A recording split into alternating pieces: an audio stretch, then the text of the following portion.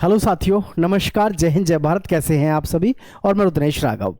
प्यारे साथियों, RPF constable और एसआई की जो भर्ती है 2026 में, इसके ऑनलाइन फॉर्म कब से शुरू हो रहे हैं? पूरे भारतवर्ष में से आप कहीं से भी हों। सिपाही के लिए आपकी जो योग्यता रहेगी वो 10वीं पास, और सब इंस्पेक्टर के लिए आप ग्रेजुएट होने चाहिए।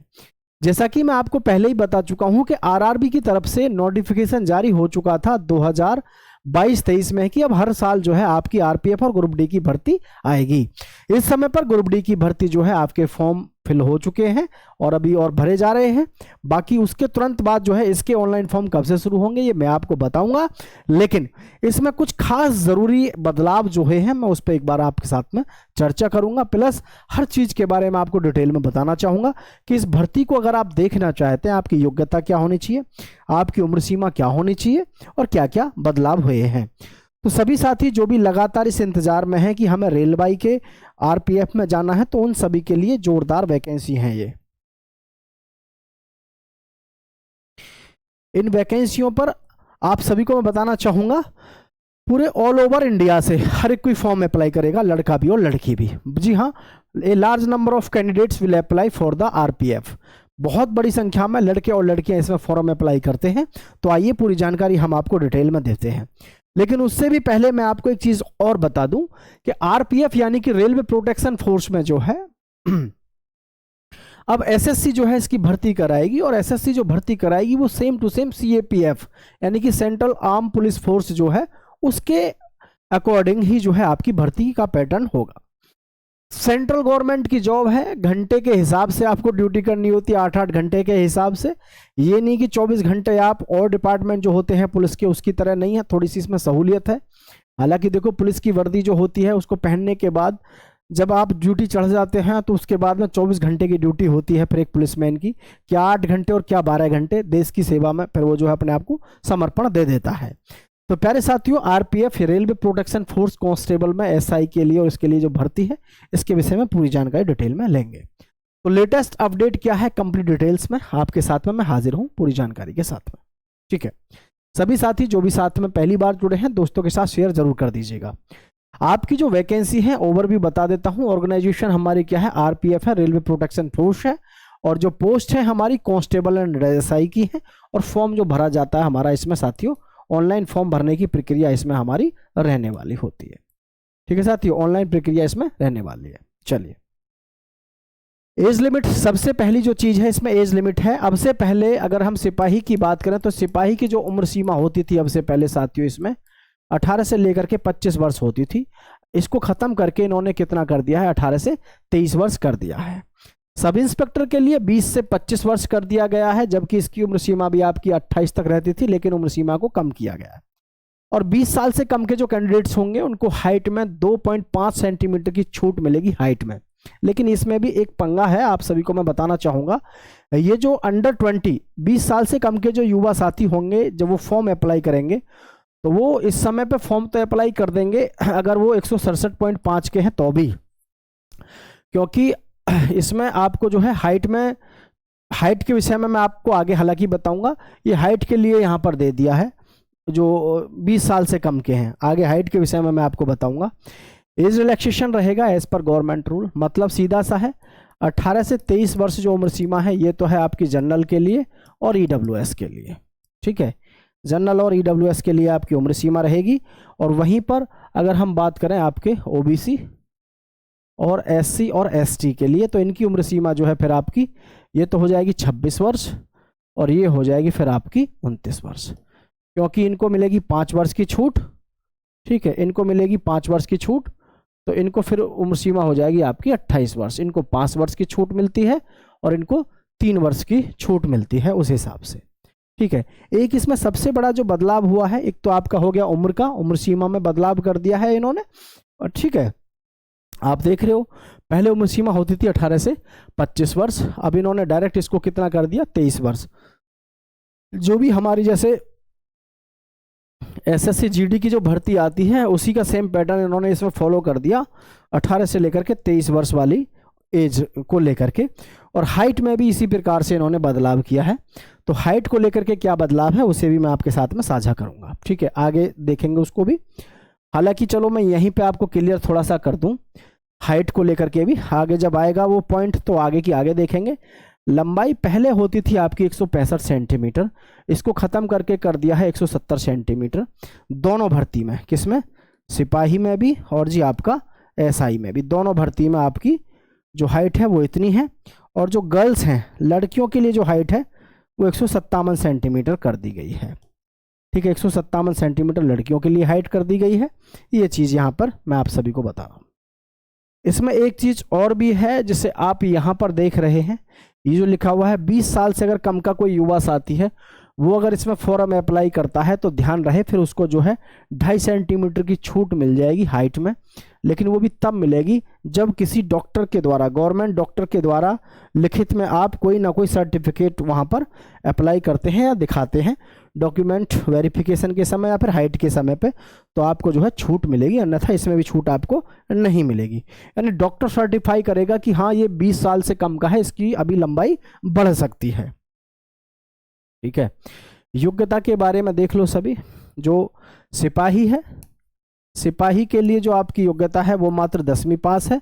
और जो सब इंस्पेक्टर है एसआई, इसके लिए ग्रेजुएशन आपकी रिक्वायर्ड है, यानी कि आप ग्रेजुएट होने चाहिए ही चाहिए। ठीक है, अब हाइट की देखें तो मैंने जैसा अभी आपसे कहा उस हाइट के विषय में, तो जो मेल कैंडिडेट्स हैं ये दोनों के लिए है, सब इंस्पेक्टर के लिए, ठीक है, और जी आपका सिपाही के लिए, दोनों के लिए ही जो है आपकी हाइट देख लो ध्यान से। मेल कैंडिडेट्स के लिए 170 सेंटीमीटर रहेगी, फीमेल के लिए 157 सेंटीमीटर, और region wise relaxation available.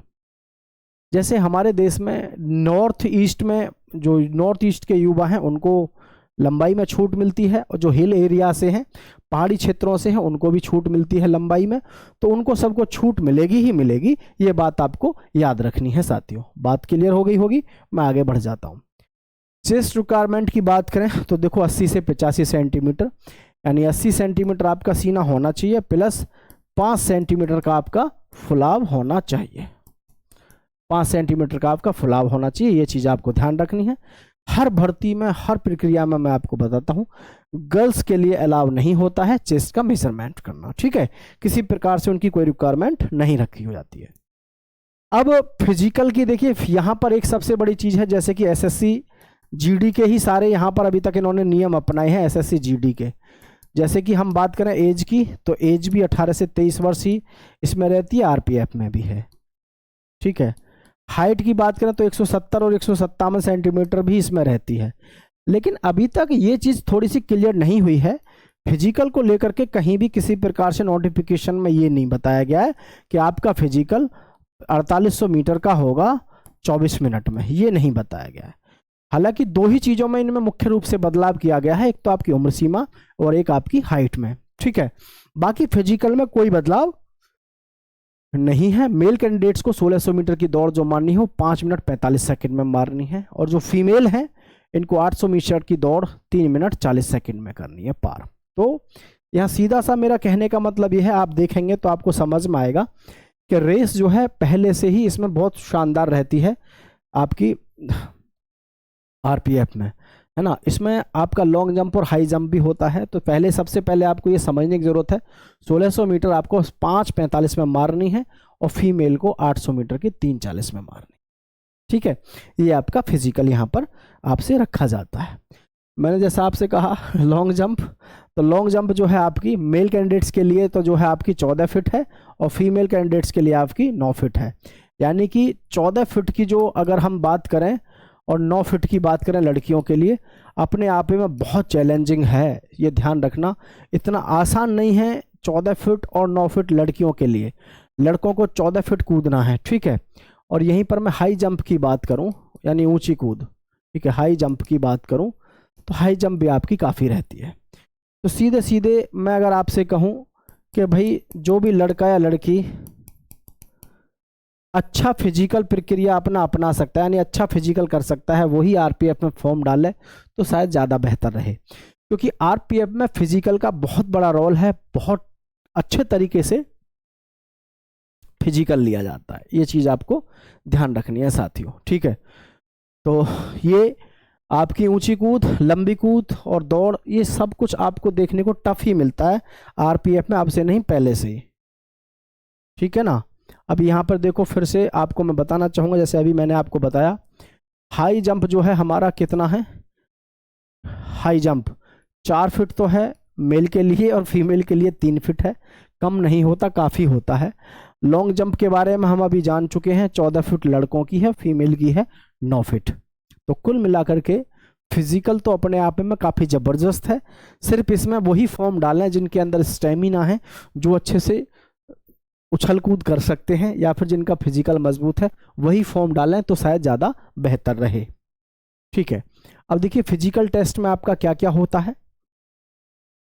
PET PMT conducted होगा, केवल क्वालिफाइंग होगा बेस्ड ऑन कैटेगरी क्राइटेरिया। तो ये कैटेगरी वाइज क्राइटेरिया जो है इस पे तो आपका कोई फ़र्क पड़ने वाला नहीं है, ये तो आपका सिलेक्शन फाइनल वाले पे पड़ता है। बाकी आपको ध्यान रखना है इसमें फिजिकल टेस्ट से पहले जो होगा आपका वो रिटन टेस्ट होगा। ठीक है, पहले आपका रिटन टेस्ट होगा, हालांकि ये फिजिकल के बारे में बताया गया। तो यहाँ पर रिटन एग्ज़ाम जो होगा आपका, ये ध्यान से देखने वाली चीज़ है, ये बहुत ही काम की चीज़ है आप सभी के लिए, देखें इसको थोड़ा ध्यान से सभी साथी। जो आपका रिटन टेस्ट होगा कंप्यूटर बेस्ड, यानी कि आपका ऑनलाइन एग्ज़ाम लगेगा। सब्जेक्ट जो होंगे आपके जनरल अवेयरनेस होगा, अर्थमेटिक होगा, intelligence reasoning intelligent and reasoning होगा, और करंट अफेयर होगा। तो टोटल आपके जो क्वेश्चन होंगे, टोटल नंबर ऑफ क्वेश्चन होंगे 120, और जी 120 मार्क्स का ही आपका क्या होगा साथियों, ये पेपर होगा। ठीक है, कट ऑफ को अगर हम देखें, इसकी जो कट ऑफ है वो क्या रहती है आरपीएफ की हर साल, खास करके मैं पहले आपको सिपाही में बता दूं। ठीक है, तो सिपाही भर्ती में जो आपकी कट ऑफ है वो कहाँ से शुरू हो जाती है, जैसे यूआर, ओबीसी, ईडब्ल्यूएस और जी एससी एसटी। ठीक है, तो यूआर के जो बच्चे हैं इनको कम से भी कम अपना 95 का टारगेट लेके चलना चाहिए क्वेश्चन का। ओबीसी को लगभग ये मान लो कि आपका 88 के आसपास, 88 के आसपास, ये 85 पे ईडब्ल्यूएस। एससी का लगभग हो जाता है 78 से ही शुरुआत, और एसटी का लगभग 70 से, इतने पे लगभग आपका यहाँ से शुरुआत होती है फिजिकल के लिए। फाइनल कट ऑफ में थोड़ी बहुत बढ़ती है, लेकिन जनरल की तो लगभग यही रहती है। ठीक है, तो सभी युवा साथी इस चीज़ को ध्यान रखें, अपनी तैयारी जबरदस्त रखें। अच्छा, सिलेक्शन प्रोसेस यानी फाइनली अगर हम ये जानें कि क्या क्या होना है, सबसे पहले होगा आपका सीबीटी, फिर होगा physical test, document verification, medical, और उसके बाद होगी आपकी ज्वाइनिंग। ठीक है, उसके बाद आपकी क्या होगी साथियों, यहाँ पर ज्वाइनिंग होगी। ठीक है, चलिए, आपका जो कांस्टेबल का जो सैलरी है बेसिक वो कितना रहेगा, 21,700, यानी कि टोटल जो पे बनेगा लगभग इसका वो बनेगा लगभग 63,000 के आसपास आपका बनेगा। ठीक है, और जो ये हमारा एसआई है जिसका 35,000 है, इसका अगर आप देखेंगे तो लगभग ये 78,000 के आसपास बनेगा। तो सैलरी आपको काफ़ी अच्छी खासी मिलती है। अलाउंसेस इसमें इसलिए मिलते हैं क्योंकि सेंट्रल गवर्नमेंट की जॉब है, आपको किस जोन में भेजा जाएगा ज्वाइनिंग पर, तो वो जो है मायने रखता है। जितना आप दूर रहते हैं अपने होम टाउन से, उसी हिसाब से आपको ज़्यादा सैलरी मिलती है सेंट्रल गवर्नमेंट की जॉब में। ठीक है, तो यहाँ किसी भी बच्चे के मन में कोई डाउट हो तो नीचे ज़रूर बताइएगा। और रही बात इसमें साथियों आपके ऑनलाइन फॉर्म की, तो मैं आपको पहले भी बता चुका हूँ, बार बार मैं आपको मोटिवेट करता रहता हूँ समय समय पर, कि हमारा आरआरबी की तरफ से नोटिफिकेशन पहले ही जारी हो चुका है। एक तो हमारी ग्रुप डी की वैकेंसी और एक आरपीएफ की वैकेंसी हर साल आएंगी। और ध्यान रहे, रेलवे ग्रुप डी की वैकेंसी जैसे ही ऑनलाइन फॉर्म पूरे हो जाते हैं तो फिर जो है तुरंत आपके 10 से 15 दिन के अंदर ही आपकी आरपीएफ के भी फॉर्म शुरू हो जाते हैं। ये गलतफहमी आपके दिमाग में तब तक रहेगी जब तक इसके ऑनलाइन फॉर्म शुरू नहीं हो जाते हैं। अभी अप्रैल में जैसे ही आप देखेंगे ग्रुप डी से ख़त्म होने के बाद आपका ये पूरा प्रोग्राम शुरू हो जाएगा। ठीक है, तो इसमें किसी भी प्रकार की कोई आपके दिमाग में गलतफहमी हो, कोई भी चीज़ पूछनी हो पूछ सकते हैं। अभी जो हमारी आरपीएफ की भर्ती हुई है उसका फाइनल सब कुछ हो चुका है। और रेलवे ग्रुप डी की भर्ती, जब भी कभी रेलवे ग्रुप डी की भर्ती आएगी उसके साथ आप कभी का भी रिकॉर्ड उठा लो, आरपीएफ की भर्ती उसके पैरेलल आपको चलती हुई मिलेगी। यानी कि आरपीएफ की भर्ती भी चलेगी और रेलवे ग्रुप डी की भी। सिर्फ फर्क जो रहेगा 15-20 दिन का इनमें फर्क रहता है। किसी भी बच्चे के दिमाग में कोई भी क्वेश्चन हो तो नीचे लिख देना, किसी भी प्रकार का, उम्र से या फिर एज से यानी कि हाइट से किसी भी प्रकार से कोई भी डाउट है तो नीचे कमेंट में ज़रूर लिखिएगा। आप सभी का बहुत बहुत धन्यवाद। दोस्तों के साथ शेयर कीजिएगा और आपके जो ऑनलाइन फॉर्म है वो आप देखेंगे अप्रैल के लास्ट तक जो है शुरू हो जाएंगे। ठीक है साथियों, जय हिंद, जय भारत साथियों।